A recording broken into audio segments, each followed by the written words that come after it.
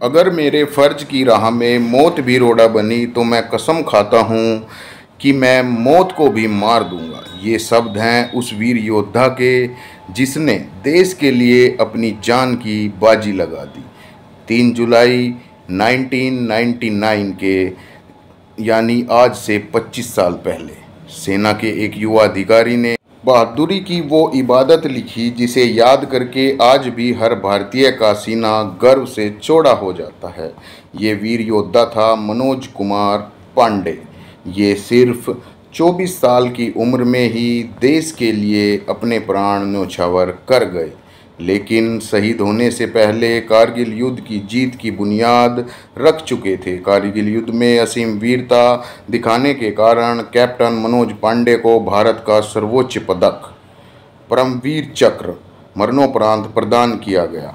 मनोज पांडे का जन्म 25 जून 1975 को उत्तर प्रदेश के सीतापुर जिले के रुदा गांव में हुआ था। मनोज का गांव नेपाल की सीमा के पास था। वो अपने माता पिता गोपीचंद पांडे के व मां मोहिनी पांडे के साथ इसी घर में रहा करते थे। पिता परिवार का पेट पालने के लिए लखनऊ के हसनगंज में एक मामूली सी पान की दुकान चलाते थे। मनोज की खास बात ये थी कि वो कभी भी अपनी पढ़ाई के खर्चे या ज़रूरतों के लिए पिता या परिवार पर बोझ नहीं बने। वो अपनी मेहनत के बूते स्कॉलरशिप लेकर पढ़ाई करते रहे।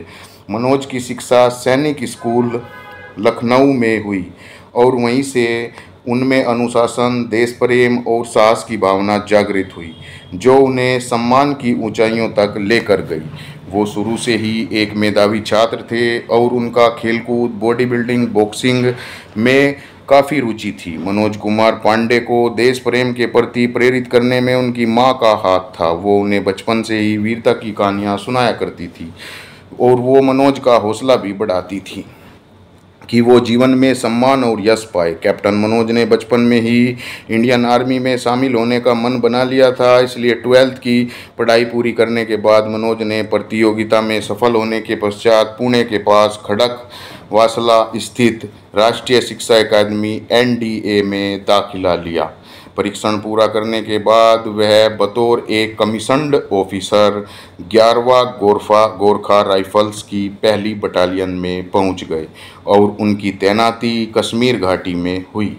भारतीय आर्मी के chief officer Sam Manik Shah ने एक बार कहा था, यदि कोई कहता है मुझे मौत से डर नहीं लगता, वो या तो झूठ बोल रहा है या फिर गोरखा है। कश्मीर घाटी में तैनाती के दौरान मनोज को एक टुकड़ी लेकर गश्त के लिए भेजा गया। उनको लौटने में काफ़ी देर हो गई। इससे सबको चिंता हो गई। जब वो अपने कार्यक्रम से 2 दिन देर से वापस आए तो उनके कमांडिंग ऑफिसर ने देर का कारण पूछा तो उन्होंने जवाब दिया कि हमें अपनी गश्त में उग्रवादी मिले ही नहीं तो हम आगे ही चले गए जब तक हमने उनका सामना नहीं कर लिया। ऐसे थे वीर मनोज पांडे। फिर उनकी बटालियन को सियाचिन में तैनात होना था, लेकिन उनकी पोस्टिंग युवा अफसरों की ट्रेनिंग में कर दी गई। वो इस बात से परेशान हो गए कि इस ट्रेनिंग की वजह से वो सियाचिन नहीं जा पाएंगे। जब इस टुकड़ी को कठिनाई भरे काम को अंजाम देने का मौका आया तो मनोज ने अपने कमांडिंग ऑफिसर को लिखा कि अगर उनकी टुकड़ी उत्तरी ग्लेशियर की ओर जा रही हो तो उन्हें बाना चौकी दी जाए और अगर कूच सेंट्रल ग्लेशियर की ओर हो तो उन्हें पहलवान चौकी दी जाए। ये दोनों पोस्ट काफ़ी मुश्किलों से भरी हुई हैं और यहाँ के लिए ज़बरदस्त हिम्मत चाहिए। यही मनोज पांडे चाहते थे। आखिरकार मनोज पांडे को लंबे समय तक 19,700 फीट ऊंची पहलवान चौकी पर डटे रहने का मौका मिला, जहां उन्होंने पूरी हिम्मत और जोश के साथ काम किया। सियाचिन की चौकी से जब मनोज पांडे की टुकड़ी वापस आई तब उनकी छुट्टियों का समय हो गया था, लेकिन तब तक कारगिल वार शुरू हो चुका था। उन्होंने खुद आगे बढ़कर कारगिल जंग में शामिल होने की इजाज़त मांगी। अगर वो चाहते तो उनको छुट्टी भी मिल सकती थी, लेकिन इसके बावजूद उन्होंने सेना के ऑपरेशन का हिस्सा बनने के लिए अपना नाम आगे बढ़ा दिया था। कूच से पहले मनोज को लेफ्टिनेंट से कैप्टन बना दिया गया। इसके साथ ही मिली खालूपार को फतेह करने की सबसे बड़ी जिम्मेदारी कारगिल युद्ध के कठिन मोर्चों में एक मोर्चा खालूवार का था।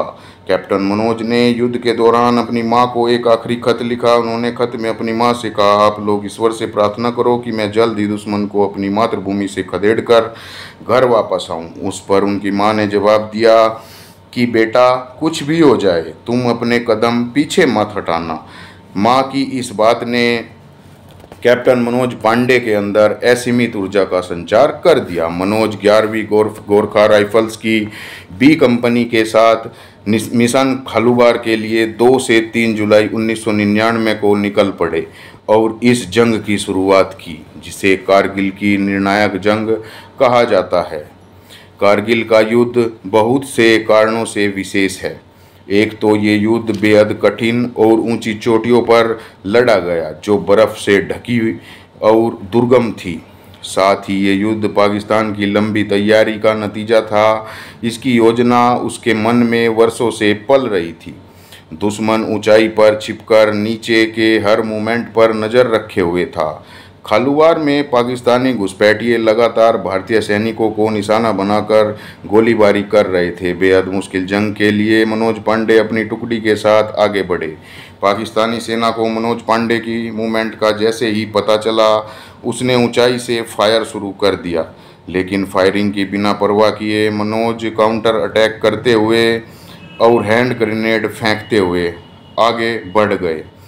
कुशल नेतृत्व का परिचय देते हुए कैप्टन मनोज पांडे ने पहले तो अपनी पलटन को एक सुरक्षित स्थान पर पहुंचाया और फिर जवाबी कार्रवाई की रणनीति बनाई। कैप्टन मनोज चाहते थे कि सुबह होने से पहले उनकी कंपनी खालूवार की पोस्ट पर कब्जा कर ले, क्योंकि सूरज उगते ही पाकिस्तानी घुसपैठिए उनकी पलटन की हर मूवमेंट को आसानी से देख सकते थे। सबसे पहले उन्होंने खालूवार की पहली पोजीशन से दुश्मन का सफाया किया।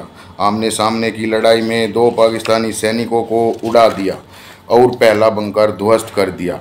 इसके बाद उन्होंने दूसरी पोजीशन पर जमे पाकिस्तानी सैनिकों को मारकर दूसरा बंकर भी ध्वस्त कर दिया। इसके बाद मनोज पांडे अपने जवानों का हौसला बढ़ाते हुए और गोलियों की परवाह ना करते हुए तीसरी पोजीशन की तरफ बढ़ चले। वहां भी उन्होंने पाकिस्तानी सैनिकों को मारकर उनका बंकर गिरा दिया, लेकिन इस दौरान एक गोली उनके कंधे और पैर पर लग चुकी थी। इसके बावजूद मनोज रुके नहीं। अपने घावों की परवाह किए बिना वो चौथे बंकर की ओर बढ़े। उन्होंने जोर से गोरखा पलटन का नारा लगाया और चौथे बंकर पर एक हैंड ग्रेनेड फेंक दिया। तभी दुश्मन की अंधाधुंध चलती गोलियों में से एक गोली उनके माथे पर लगी, लेकिन उनके हाथ में से फेंके गए ग्रेनेड का निशाना चूक रहा और ठीक चौथे बंकर पर लगा उसे तबाह कर दिया। लेकिन मनोज पांडे भी उसी समय वीरगति को प्राप्त हो गए। लेकिन जाते जाते मनोज के आखिरी शब्द थे, ना छोड़ूनू, जिसका मतलब होता है किसी को भी छोड़ना मत। मनोज के आखिरी शब्दों ने गोरखा जवानों को इतना उत्तेजित कर दिया कि सभी खुखरी निकालकर पूरी दृढ़ता से दुश्मनों पर टूट पड़े और वहां मारकाट मचा दी। 5-5 फुट के गोरखाओं ने 6-6 फुट के पठानों को के सर धड़ से अलग कर दिए और विजय श्री हासिल कर तिरंगा फहरा दिया। मनोज पांडे की अगुवाई में की गई इस कार्रवाई में दुश्मन के 11 जवान मारे गए थे। उसके साथ ही उनके हथियारों और गोलियों का बहुत बड़ा जखीरा भी मनोज की टुकड़ी के कब्जे में आ गया। उसमें एक एयर डिफेंस गन भी थी। तिरंगे से लिपटे ताबूत में इस शहीद का शव जब लौटा तब पूरे देश के लोगों की आंखें नम हो गई। 24 साल की उम्र में एक जाबाज ने जिंदगी को अलविदा कहने से पहले देश के लिए अपना फर्ज पूरा कर दिया। मनोज पांडे से जब सेना भर्ती इंटरव्यू में पूछा गया कि आप आर्मी क्यों ज्वाइन करना चाहते हैं, मनोज ने जो जवाब दिया उसे सुनकर वहां मौजूद हर शख्स चौंक गया। इस दुबले पतले लड़के ने कहा था, मुझे परमवीर चक्र चाहिए। जैसा उन्होंने कहा था वैसा करके भी दिखाया। मरणोपरांत मनोज पांडे को सर्वोच्च वीरता सम्मान परमवीर चक्र से सम्मानित किया गया। हमें आशा है कि आपको ये वीडियो पसंद आई होगी। मनोज कुमार पांडे के इस अदम्य साहस की कहानी को ज़्यादा से ज़्यादा शेयर करें और आगे के वीडियो के लिए अर्जुन ऑफिशियल्स को सब्सक्राइब जरूर करें। धन्यवाद दोस्तों। जय हिंद।